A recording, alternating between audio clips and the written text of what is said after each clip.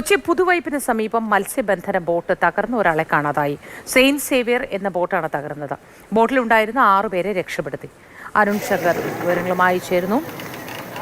അരുൺ ശങ്കർ, എപ്പോഴാണ് ഈ സംഭവം ഉണ്ടായത്? ഈ 6 പേരെ എങ്ങനെ രക്ഷപ്പെടുത്താനായി? ഈ ഒരാളെ കാണാതായിട്ടുണ്ടല്ലോ, വിശദാംശങ്ങൾ എന്തൊക്കെ?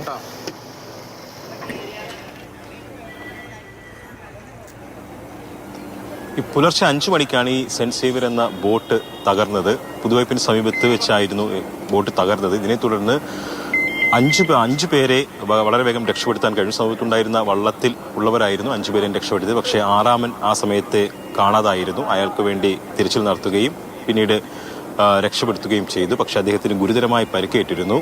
തുടർന്ന് കരയിൽ കൊണ്ടുവന്ന് അദ്ദേഹത്തെ ജനറൽ ആശുപത്രിയിൽ പ്രവേശിപ്പിച്ചു. പക്ഷേ ഇപ്പോൾ അദ്ദേഹത്തിന്റെ മരണമാണ് സ്ഥിരീകരിക്കുന്നത്. അതായത് ഈ ബോട്ട് തകർന്ന് ഒരാൾ മരിച്ചിരിക്കുന്നു എന്നുള്ളതാണ് ഏറ്റവും പുതിയ വാർത്ത.